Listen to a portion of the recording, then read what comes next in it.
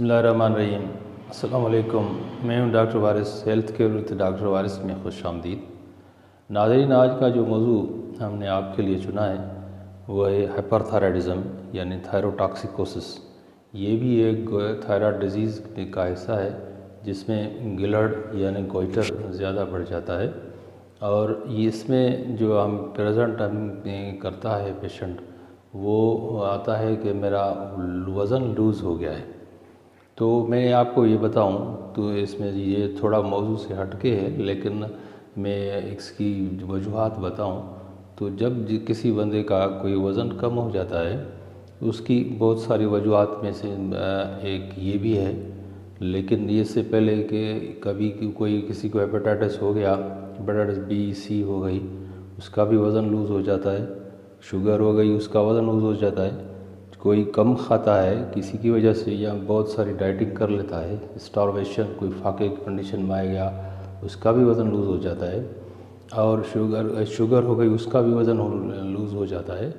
देखिए, अगर इनमें से ये भी नहीं है, सब सबब नहीं है किसी के वज़न कम होने के, और खाते पीते हुए यानी उसकी भूख भी बरकरार है, खाता भी ठीक ठाक है, वज़न लूज़ हो रहा है, तो इसका मतलब है इसके कोई और मसला हो गया है। वो ये है हाइपरथायराइडिज़म, जिसमें थायरोटॉक्सिकोसिस, ये गिलहड़ की बीमारी की वजह से वज़न कम होता है।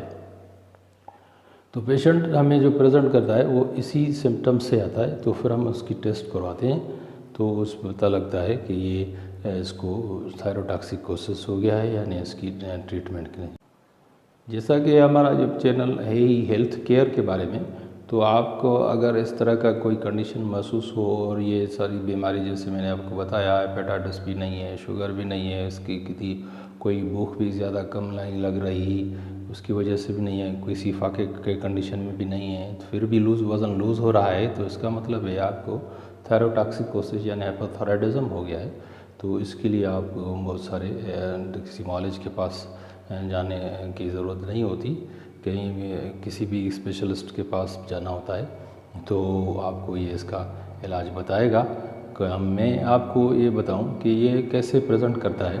हाइपरथायराइडिज़म जो होता है वो उसमें दो किस्म के ज़्यादातर बीमारियां पाई जाती हैं। ग्रेव्स डिजीज़, जिसमें थायराइड हार्मोन्स ज़्यादा सीक्रेट होता है, ये ऑटोइम्यून डिजीज़ है। ये भी, इसमें थायराइड का हार्मोन्स बहुत सारे ज़्यादा सीक्रेट होते हैं और वो जो प्रेजेंट करता है ज़्यादातर हमारे पास, वो उसमें एक्सऑप्थल्मोस यानी आँखें उसकी बाहर निकली हुई नज़र आती हैं, और प्री ट्यूबुल एडिमा यानी उसके से टखनों के ऊपर से सूजन हो जाए। ये पिक्चर जो है ख़ास तौर पे होती है, ये सिर्फ ग्रेव्स डिजीज़ में ही होती है, जिसमें हार्मोन्स ज़्यादा सीक्रेट होते हैं।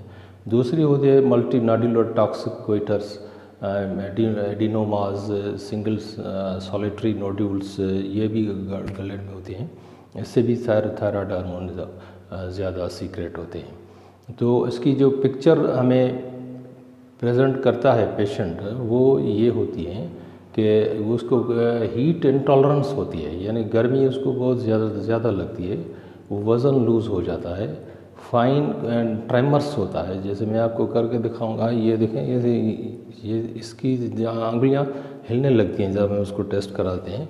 तो इस तरह की प्रेजेंटेशन हो, वज़न भी लूज़ हो, तो ये इसकी सिम्टम ज़्यादातर होती है। एल्डरली पेशेंट्स यानी बुज़ुर्ग आदमियों में ये ज़ाहिर जो होता है हाइपरथायराइडिज़म, सिर्फ एट्रियल फिब्रिलेशन और हार्ट फेल्योर की वजह से जब पेशेंट प्रेजेंट होते हैं, आते हैं ओपीडीज़ में आते हैं, तो हम देखते हैं अगर उसका इस तरह का कोई होता है, वज़न कम होता है, ट्रेमर्स होते हैं, और उसको फिज़िकली हम जब देखते हैं तो उसको फाइन ट्रेमर्स यानी उसकी जो हाथ हैं वो उसको लरजते हैं, ये इसकी जो पिक्चर होती है हमें प्रेजेंट करता है। उसके बाद हम जब इसकी टेस्ट कराते हैं तो TSH लेवल यानी थायराइड स्टिमुलेटिंग हार्मोन बहुत ही कम होता है, लो हो जाता है, यानी 0.1 माइक्रोग्राम से कम हो जाता है, और उसका जो T3 और T4 लेवल है यानी वो ज़्यादा बढ़ जाते हैं। अगर देखें, इसमें बहुत सारी ये मेडिकल टर्मिनोलॉजी है और जो हमें डॉक्टरों के लिए है, लेकिन जो टेस्ट में ज़्यादातर आम लोग भी देख सकते हैं तो उसमें क्या होता है कि TSH लेवल तो कम होती है, लेकिन ओनली TSH लेवल यानी थायराइड स्टिमुलेटिंग हार्मोन का कम हो जाना यानी 0.1 माइक्रोग्राम से कम हो जाना ही काफ़ी नहीं होता, लेकिन उसकी T4 लेवल भी ज़्यादा होनी चाहिए, क्योंकि सिर्फ TSH लेवल कम होने से जो बहुत सारी दूसरी बीमारियां हैं, नॉर्मल डोपामाइन ज़्यादा ले ली, कोई थायराइड ज़्यादा ले लिए, कोई स्टेरॉइड ज़्यादा ले लिए, उससे भी कम हो जाता है, सप्रेस हो जाता है TSH लेवल। तो ये काफ़ी नहीं होता, तो इसको हम जो ज़्यादा टेस्ट कराते हैं तो T3 और T4 लेवल का बढ़ जाना इसमें ज़रूरी होता है डायग्नोसिस के लिए।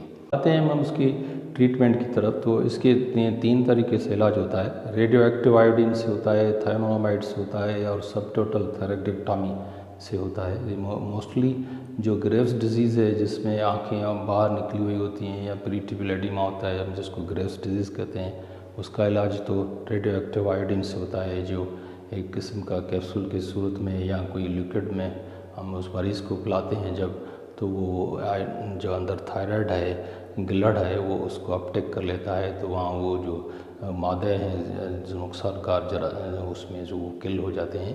तो ये तो टेक्निकल टर्मिनोलॉजी है, ये तो आपको बता रहे हैं समझने के लिए।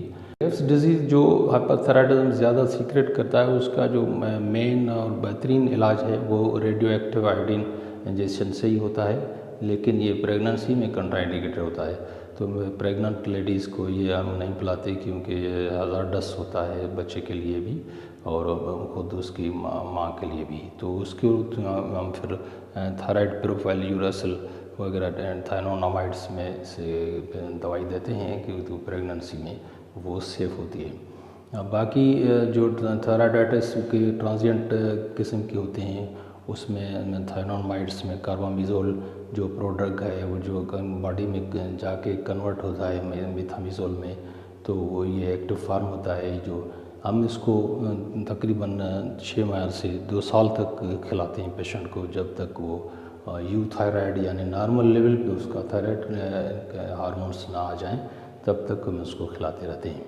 इसकी जो ड्रग थेरापी है, ये इनिशियल लो डोज में हमें स्टार्ट करते हैं 10 से 40 मिलीग्राम्स का ये डोज होता है, जो 4 से 8 हफ्ते तक खिलाते हैं। अगर ये रिस्पॉन्ड नहीं करता तो हम इसको ज़्यादा 60 मिलीग्राम तक भी दे सकते हैं थायनोनामाइड्स में।